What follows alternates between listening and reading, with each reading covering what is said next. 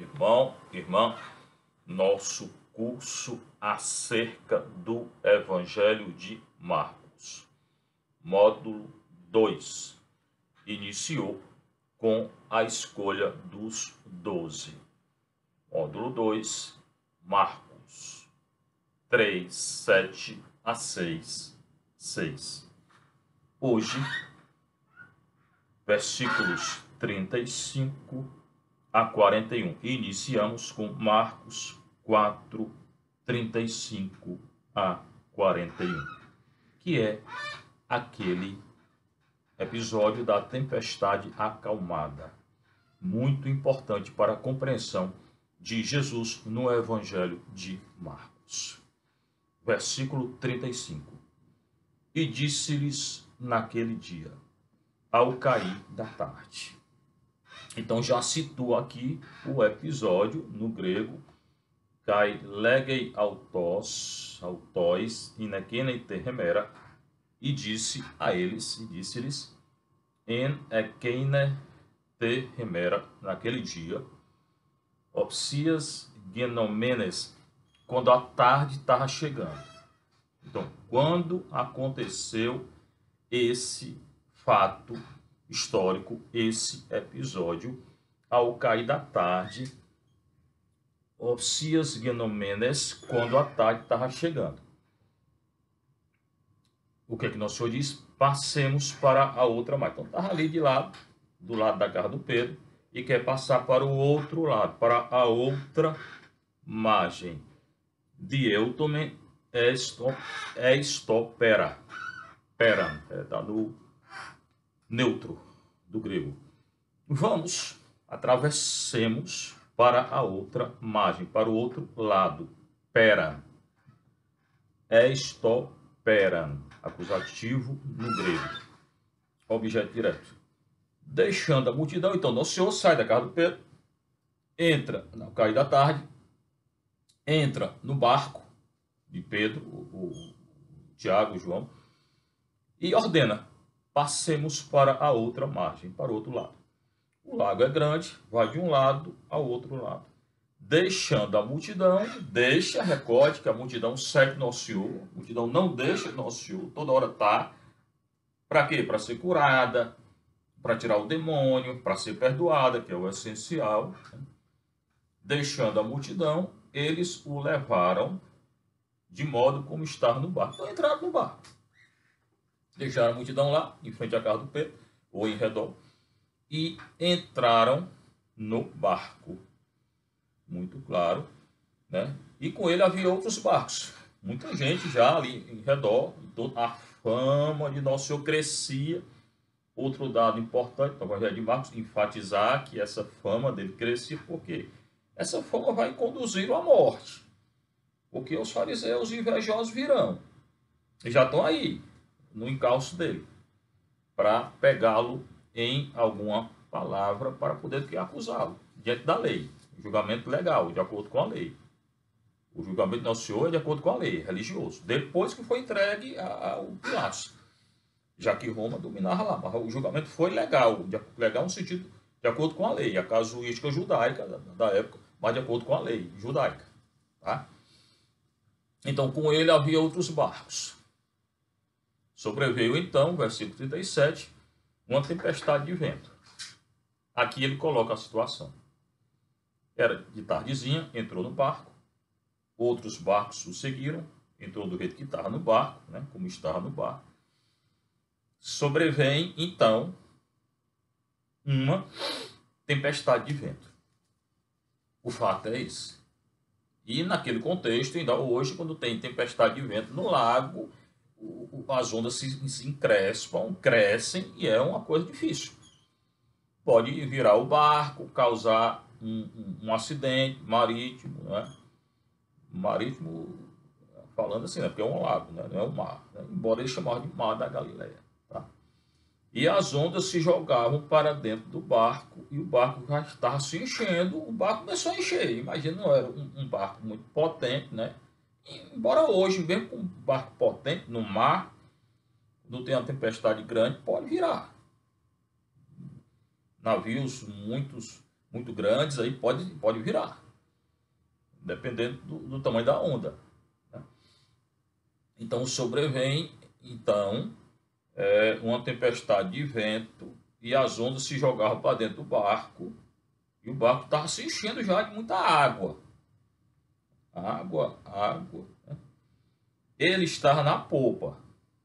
Atenção que isso é importante. Dormindo sobre o travesseiro. Marcos é muito detalhista. Ele estava na popa, dormindo sobre o travesseiro. Recorde Jonas lá, que ele foge da missão e ele dorme na parte de baixo do barco lá. Eles o acordam e dizem: mestre. Chamam o nosso Senhor de mestre. Eu pergunto a você, irmão, irmã, que está acompanhando esse curso, será que eles consideravam já Jesus de mestre? Parece que não. Porque não acreditaram nele. Se ele é mestre, por que eles não acreditaram nele? Que ele poderia resolver aquela situação. Mestre, não te importa que pereçamos. Eles já estavam pensando que estavam morrendo. Ou que iriam morrer. Olha a pergunta. Mestre, e eles não consideram ainda Jesus mestre. Irão considerar o mestre Deus, Rei, Senhor, só depois da morte e ressurreição. Num caminho de conversão. Mestre, não te importa que pereçamos. Levantando, aí Jesus deitado no travesseiro, levanta-se, conjura severamente, com ordem, com autoridade. Nosso Senhor tem autoridade, eu tenho insistido aqui. Jesus tem autoridade. Severamente o vento e disse ao mar: silêncio, quieto. Ele ordena, do jeito que ordena ao demônio para sair. Ele ordena ao mar, que é o lago: silêncio, quieto. Logo o vento serenou e houve uma grande bonança. Então imagina aí, carro de Pedro, multidão, entra no lago, outros barcos o seguem durante a travessia de tardezinha, anoitecendo, durante a travessia vento, tempestade, forte vento, tempestade de vento que ele coloca aqui, o Senhor dormindo, né, segundo Marcos, sobre o travesseiro, é acordado pelos discípulos que estavam lá com ele, chamando de mestre. Ele levanta, ordena ao vento e ao mar: silêncio, quieto, e o vento e o mar se acalmam. Quem é que tem autoridade de acalmar o vento e o mar?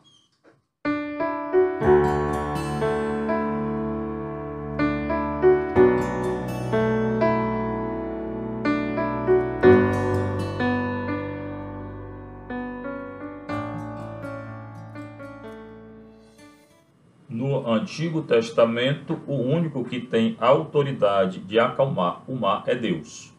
Então, o Senhor, ao ordenar que o vento e o mar se acalmem e criar uma grande bonança, ele está dizendo o quê? Eu sou Deus. Eu sou aquele Deus do Antigo Testamento. Eu sou um com aquele Deus do Antigo Testamento. Então, essa tempestade acalmada é uma teofania, porque tem todos os fatores, os vetores de uma teofania. Quando é que aconteceu uma teofania no Antigo Testamento? Lá, Moisés, tempestade. Fogo, trovão. Fogo aí é o trovão. Então, tempestade. Aqui é no mar. Lá é na montanha. Aqui é no mar. Mas tem todos esses fatores de uma teofania. E é uma teofania. Porque o único que tem a autoridade de acalmar o mar era uma personificação do mal no Antigo Testamento. Recorde no Gênesis que tudo era água e tudo era caos, água. Deus vai ordenando o caos, vai ordenando o mar, vai vencendo o mar. Os antigos tinham uma mentalidade que tinha um demônio, um monstro no mar, Tiamat, né? Então, Behemoth, no hebraico. Jesus vai acalmando o mar, ele vence o mar. Quem é que vence o mar? Deus. Quem é que faz o povo de Israel atravessar o mar vermelho? Deus. Êxodo 12, 13, 14. O mar vermelho. Então, Ele está dizendo aqui, eu sou Deus, eu sou aquele Deus do Egito. Eu sou o Deus da criação, eu sou o Deus que vence o mar, eu sou o Deus que vence o Behemoth, eu sou o Deus que vence o Tiamat. Não existe Deus do mar. Não existe Iemanjá. Eu venço eles todos. Tá? Então aqui é uma linguagem, não só uma linguagem, é um fato teofânico. E a linguagem, quando ele acalma o mar e o vento. Ele é superior ao mar, ao vento, ele é superior ao demônio, ele cura fisicamente. Então, Nosso Senhor está se manifestando em Marcos de uma maneira muito clara. Queria que vocês entendessem isso, né? Linguagem teofânica e fato histórico teofânico. Não tem, todo fato do evangelho é histórico. Não tem como você dizer que não aconteceu. Ele está dizendo, eu sou Deus, eu acalmo o mar, eu curo a sogra do Pedro, eu expulso o demônio. Muito claro aqui. E outra coisa interessante, porque esse fato da tempestade acalmada, ele vem em Mateus 8, né? Mateus 8, 18, 23 a 27 e Lucas 8, 22 a 25. Mas Marcos traz um detalhe que não está nem em Mateus nem em Lucas. Qual é? Jesus dorme sobre o travesseiro. Para demonstrar uma particularidade do Marcos. Demonstrar toda a autoridade, né? Jesus dormindo, também, provavelmente, para aproximar Nosso Senhor com Jonas. Ele também dormia lá no barco. Né? Então, Jesus dorme sobre o travesseiro, Marcos insiste, ele estava muito tranquilo. Jesus está tranquilo. O mar que está encrespado, o mar que está com o vento, o mar que está com a tempestade. Mas aquela bonança que estava em Nosso Senhor, depois vem para o mar, porque ele ordena que o mar se acalma. E Jesus estava muito calmo, dormindo. Os discípulos não estavam calmos, nem os marinheiros lá em Jonas. Pode ler o texto de Jonas 1. Mas aquela calma que estava em Nosso Senhor, depois ele ordena e o mar se acalma. É a linguagem, a leitura que se pode fazer aqui. Jesus tranquilo, dominador, Deus, só Deus tem autoridade de dominar o mar, tranquilamente dormia sobre o travesseiro, né? E essa tranquilidade que ele tinha, depois ele ordena e o mar também se tranquiliza. Mas não fica só aqui, né? Disse ao mar, silêncio, quieto. Logo o vento serenou. Nosso Senhor estava sereno, agora o vento serenou e houve uma grande bonança. Então, depois, perguntou, por que tendes medo? O medo tira a fé. Irmão, irmã, não tenha medo de nada. Hoje temos uma tempestade aí com essa doença, questão sanitária. Não tenha medo. O Senhor parece estar dormindo, travesseiro, está deixando, não tenha medo. Ele deixou a tempestade? Deixou. Deixou a onda se encrespar? Deixou. Deixou a água entrar no barco? Deixou. Acordou, levantou e acalmou. Então, não tenha medo. Esse episódio se aplica hoje na vida da igreja e do mundo. Com essa doença aí, não tenham medo. Por quê? Por que tendes medo? Nosso Senhor está perguntando a você. Por que você tem medo? Eu estou no barco, o barco é a igreja. Eu não vou deixar a igreja sucumbir. Nem pense, ele não vai deixar. Mas ele deixou a tempestade. Está deixando essa doença como consequência do pecado da humanidade. Não é castigo. É consequência do pecado. A humanidade está se abrindo por Satanás. Então o Satanás está tomando em conta. Com a que é a essência do homem e da mulher. Consequência do pecado. Original e nosso, pessoal. Ainda não tendes fé? Por que é que você não tem fé? Aqui Nosso Senhor educa, ele é um pedagogo. Ele está educando os discípulos e os apóstolos para o que virá. Morte e ressurreição. Então ficaram com muito medo. Ele estava com medo e ficaram ainda com mais medo. Porque viram aquilo que Nosso Senhor fazia. Estava fazendo, já tinha feito tanto. curado, expulsado o demônio, né? Então ficaram com muito medo e diziam uns aos outros: quem é este a quem até o vento e o mar obedecem? Eu pergunto a você: quem é este que tem autoridade sobre o vento e o mar? Quem é este que fez os filhos de Israel atravessarem o mar vermelho? Quem é esse que venceu Tiamat e Behemoth? Deus. Quem é esse de quem Jonas fugiu? Deus. É essa linguagem. O Senhor está dizendo: eu sou Deus. Vocês não estão entendendo que eu sou Deus? Por que você não tem fé ainda?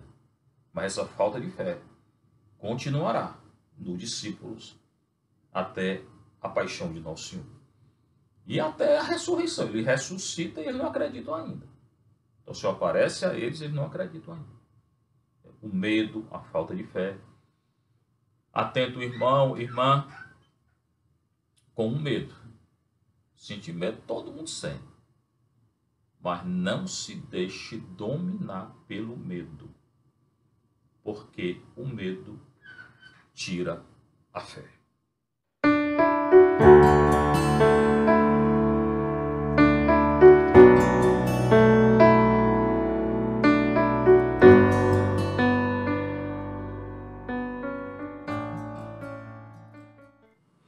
Interessante notar também que em relação a Jonas, Jonas dorme profundamente. Aqui Jesus dorme tranquilamente.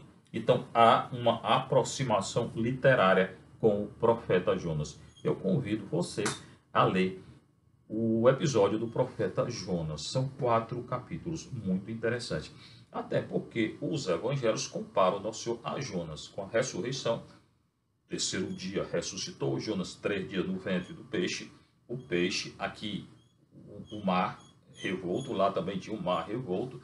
Jonas que dorme, e Jesus dorme profundamente, Jesus que dorme sobre o travesseiro. E a conversão dos ninivitas, e nosso Senhor, ele prega a conversão de todos. Jonas, então, é um sinal, né, uma figura de Cristo. Marcos 5, agora o episódio do endemoninhado Gerazeno, o Garazeno, de acordo com a tradução que você tem aí, que é outra expulsão de demônio, e que também é um fato muito importante na análise do nosso Evangelho de Marcos. Então, recordem que ele estava na casa do Pedro, entrou no barco, outros barcos o seguem, atravessa o mar, a tempestade, ele dorme no travesseiro, ele levanta, acorda, é Deus, acalma o mar, e tem aquela áurea de medo, né, dos discípulos, né? Estão tudo com medo ainda, e terão medo até o final, né? Agora chegam ao outro lado do mar. Chegaram do outro lado do mar. 5:1, Marcos 5:1. A região dos Gerazenos, Gerasenon no grego, que é a região grega, de língua grega. Recorde que lá, quando Nosso Senhor nasceu, tinham 5 línguas naquele território de Israel. Certo? O hebraico, o aramaico, o grego, o latim e um dialeto nabateu. É um dialeto falado lá na região de Petras. O hebraico, a língua da Torá, da lei, da sinagoga, eles liam em hebraico, nunca esqueceram, quer dizer, alguns até nem liam mais, né? Mas era a língua da escritura sagrada, o hebraico. O aramaico, a língua falada, a raiz é muito parecida. O latim, que era a cultura e a língua romana. O grego, que era a cultura dominante na época, e um dialeto que eles falavam ali. Então tinham 5 línguas diversas. Israel, um território do tamanho do Ceará, do estado do Ceará, com 5 línguas diversas. Como se eu saísse daqui, fosse até Canindé e lá falasse outra língua, Baturité outra, Tianguá outra, entendeu? Era uma cultura diversificada. É preciso entender isso para entender todo o Evangelho. Mas a cultura essencial era hebraica, né? A cultura dos judeus, e a língua falada era o aramaico, porque ficaram aquele período no exílio, 586 a 539, lá em Arã, na Pérsia, onde hoje é o Iraque, e lá se falava aramaico. Quando retornam, não falam mais o hebraico, falavam o aramaico. E essas outras línguas que tinham lá. Roma tinha invadido o território, então o latim, que era a língua dele, a Grécia, o Império Grego que tinha dominado, a cultura grega ainda dominava, a língua dominante naquele contexto ainda era o grego, por causa do Império Grego, e esse dialeto nabateu, que era um dialeto falado em certas regiões ali na Judéia. Então chegaram ao outro lado do mar, a região dos Gerazenos, né? De novo,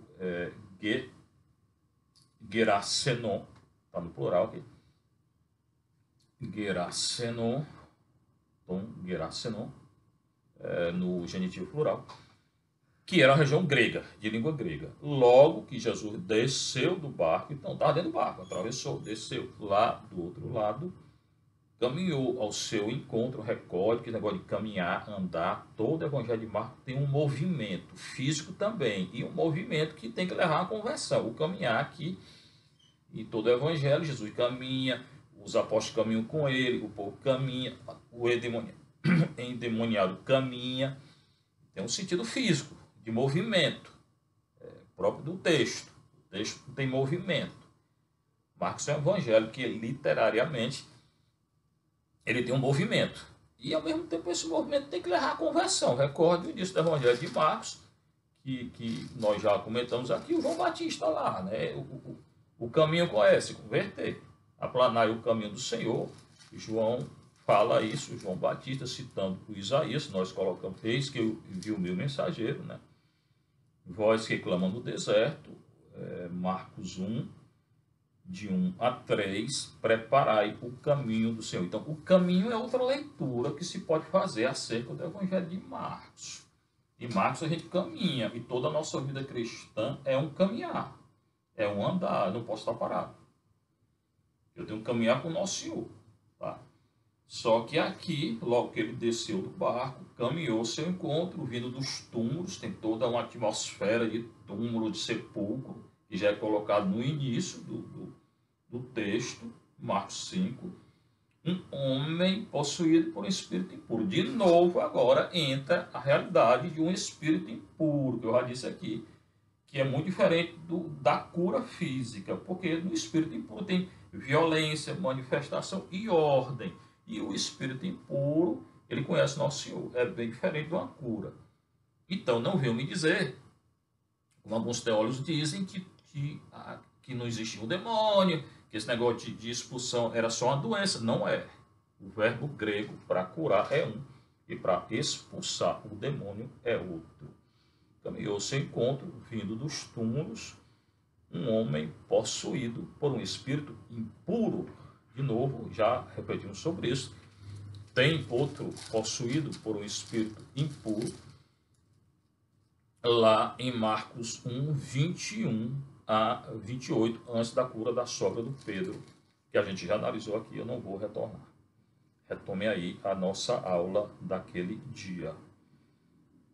Então, caminhou seu encontro, vindo dos túmulos, a atmosfera, é o versículo 2, toda essa atmosfera, acatarto en pneumati, acatarto, né?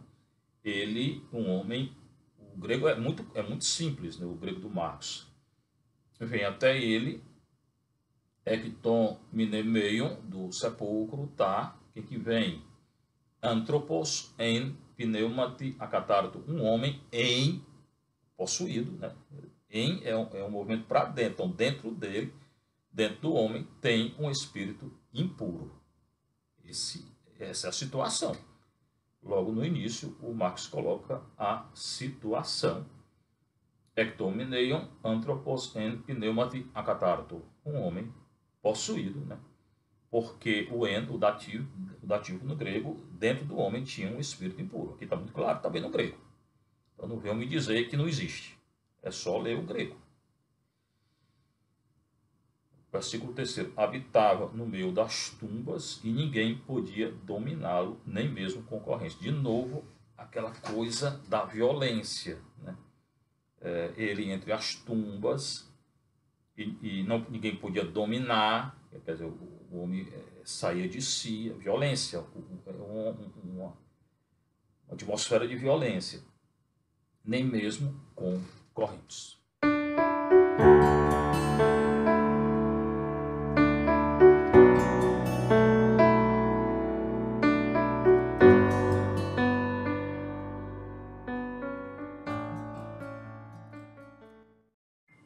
Então Nosso Senhor atravessa o mar, tinha saído da casa do Pedro, chega ao outro lado do mar, a tempestade ele acalmou, região grega, né?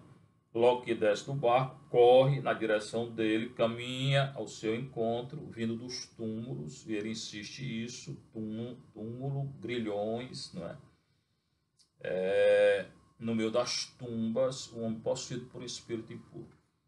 Eu vou parar por aqui, eu vou querer que você leia esse evangelho aí, na sua casa, criando uma certa expectativa. Eu gostaria disso, que você, antes da próxima aula, você lesse. Então, leia aí Marcos 5, de 1 a 20, que é esse exorcismo. E na próxima aula, eu vou comentar para você a expulsão do espírito impuro que estava nesse homem. O Senhor esteja convosco. Bênção de Deus Todo-Poderoso, o Pai, o Filho e o Espírito Santo. Fiquem em paz com o Senhor.